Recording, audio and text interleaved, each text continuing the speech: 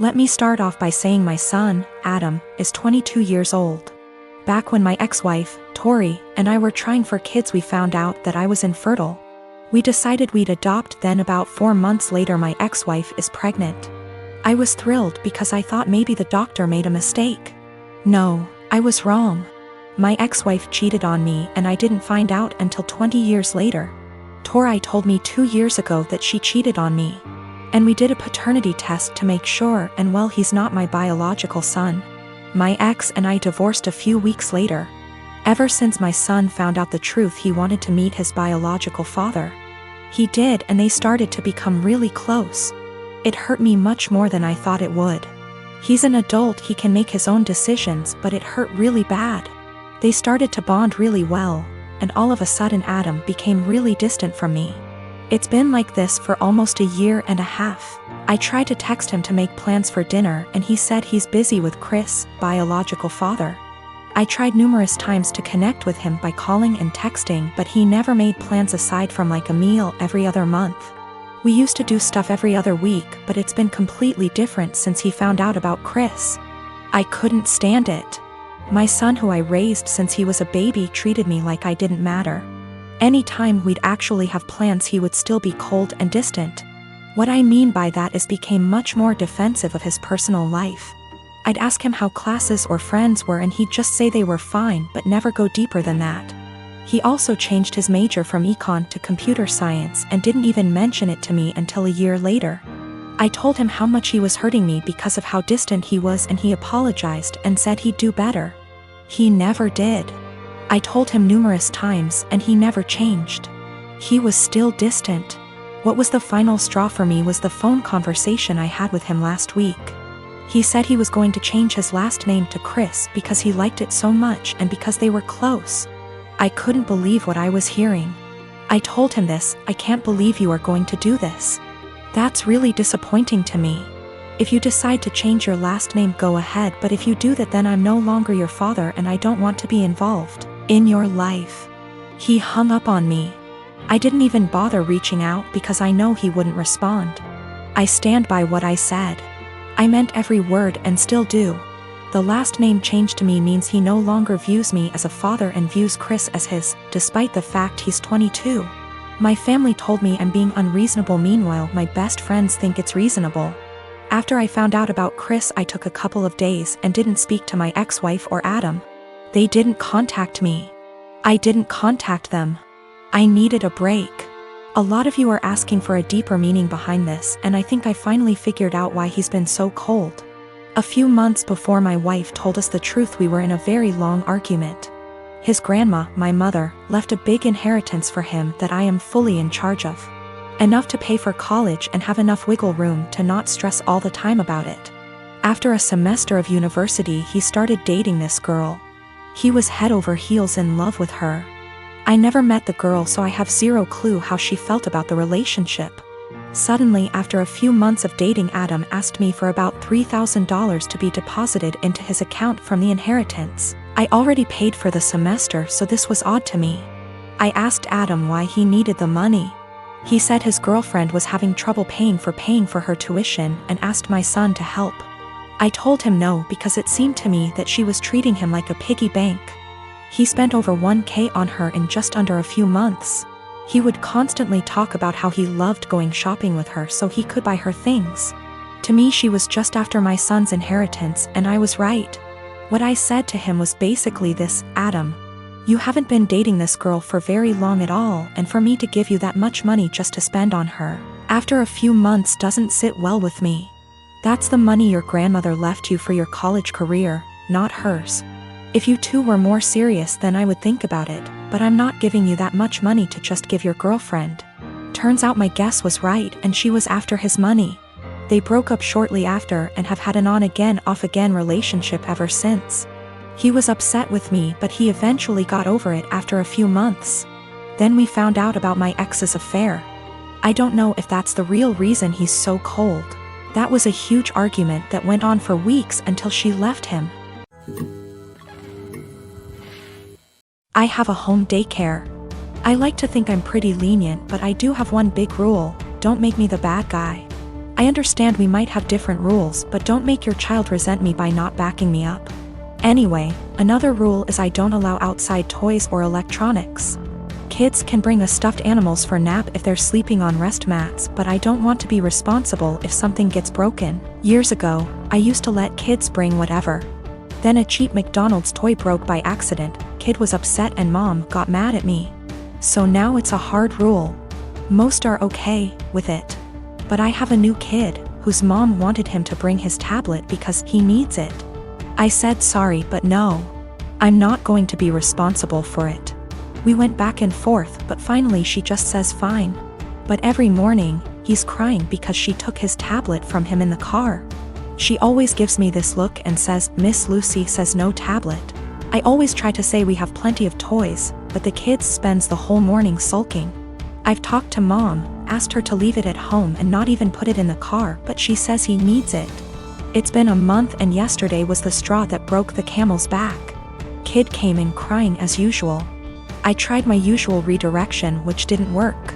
Mom was giving me a look of, "See what you did?" Then she had the nerve to say to him, "I know you need your tablet, we've talked about this before, Miss Lucy is strict." That pissed me off. I ended up telling her to take him home right then and there. She was shocked and tried to stammer. He was my first kid of the day, so there was no scene. I just handed back his backpack, said he was no longer a student of mine, and began to pack his extra clothes and the sippy cup he kept. Mom was in tears as she left. My husband thinks she was right. I'm too strict and should have broken policy instead of causing drama. There was no medical need for the tablet. It was all just that he wanted it. I'm not making a waiver for electronics. That won't stop other issues with the tablets, such as jealousy and drama, so my "don't make me the bad guy" rule has been misunderstood, partly as I worded it poorly. I don't expect blind obedience. No one has to agree with my rules. They can challenge them, to me. But to their kid, I'd rather them explain everyone has different rules and that while they're with me, things will be different. I do the same with parents who have different rules than mine.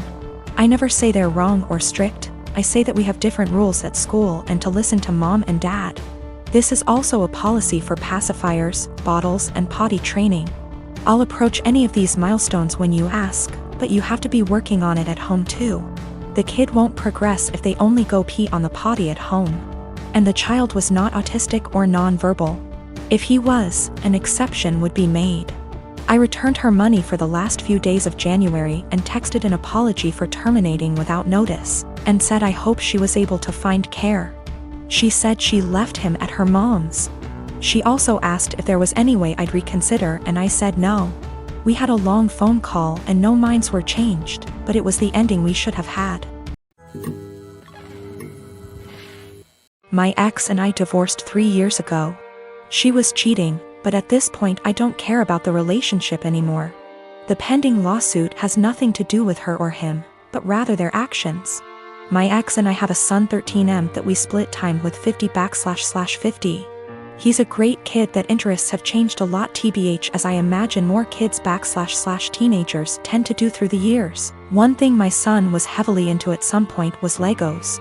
He used to play with them all the time, and personally I think they're a great toy for different reasons. I used to love playing them with him, and to this day I still collect boxes that I leave unopened as a collection. Well, when my ex and I divorced, she got with someone who loved Legos more, I guess. From what I know, he loves making creations and building the sets in. I don't care. Seems cool. He does one thing I think is very, very weird. He uses crazy glue so the sets can't break or pieces can't be lost. It seems so weird to me. The issue is, I was out of town for all of 3 days last week for medical reasons. And my son wanted to get his PS4 so he could play it at his mom's. This isn't out of the ordinary at all, and he has a key, so he let me know he would be stopping over for it. I told him to have fun when I saw him on the entry camera. My wife's husband was with him, which was a no-no. I told him via speaker to not go in and to wait on the porch. He flinched but walked in anyway. I sent my ex a text telling her to call him and tell him he's 1 minute away from a cop call. He left my home with a bag in hand, which I didn't think much of because my son had his games too. Well, my son texted me later that evening and said he didn't know it at the time, but he's pretty sure SD took some of my sets. These are all old sets and 2 are worth big money. When I got home I confirmed the missing sets and called my ex. She had no idea, but he admired he took them, but it was so son could have the sets to complete his collection. My son doesn't even like Legos anymore and told his mom he wouldn't steal from me. My wife asked how much it would cost to replace them, and unfortunately it's more than their savings. Actually, it would take their house down payment plus more. I told them if they didn't pay in 2 weeks I was suing and pressing charges. The price in the sets makes it a felony. My ex and her husband are saving for a house which would give my son more space when he's there. But those sets were going to help pay for his education someday or a home of his own. I filed the police report and have talked to a lawyer, and we're moving forward with the suit. Everyone is calling me a joke because they are just toys, but I don't get it. They are worth real money. I'm not rich, guys. I needed those to help with my son's future, but again taking this money does deny my son things at his mom's house. My sister Anna is special need. She has severe autism, and while she is verbal, most of her communication is physical, like sign language due to her social discomfort. She does speak around family though and has pretty bad cognitive skills. She can't comprehend boundaries and lives with our parents, so they can best watch her. I am getting married in 3 months. We planned a simple wedding and reception at my fiancé Michael's parents' barn and farm. Since it's all gonna be DIY and we aren't planning anything too expensive, we can do things pretty quickly since flowers, food, and decor will be provided by his family. I sent out invites last week and I asked that Anna not come. I told my parents I understood that would mean they may not show up, but it was just a heads up. Why no Anna? She has an issue with touching Michael and trying to kiss him. At times when we were at my parents' house, Anna would try and grab Michael's hands, try to lean in to kiss him, or would have a really bad shutdowns if she wasn't allowed to be directly next to him. We've tried speaking to her, but there's only so much we can do when she doesn't really understand. I told my parents I just want one day for Michael to be my partner and not Anna's comfort person. They called me selfish and asked how I expected them to agree to something like this. They told me Anna is disabled and may never experience a wedding of her own, and while I have Michael for probably the rest of our lives, she'll have no one, and that Michael and I can be a little more understanding to the reality of her life. I feel like a total ass, and what they're saying has really gotten to me, and I'm starting to question my decision. My parents called me letting me know they won't be coming and that it's best I don't bring Michael around anymore since I've chosen some man over my sister. They told me that Anna wanting to kiss Michael and hug him is normal for a woman her age, and that she doesn't understand what her feelings mean. I suggested they try to redirect her during the wedding, but they said Michael is gonna be family to her and he needs to get over it. I suggested they watch the wedding via web, and they said that's not fair and that they deserve to see things in person. I asked if I could pay for someone with proper credentials to watch her that day while they attention, and they asked what I would do when they died, and if I'd pawn her off every time. I dropped the unfortunate truth bomb that I don't want to put any more of my life aside for Anna anymore. I did it up until I turned 18. And that Anna is not my life's responsibility and I won't be her keeper. I assured them I'd pay for her care, but if she's okay doing this to Michael, then I worry for if I ever do choose to have children and what she'd do to them. They said I was sick for suggesting she'd do anything to my future children and hung up on me. They sent a lengthy text telling me not to contact them until I could do the right thing.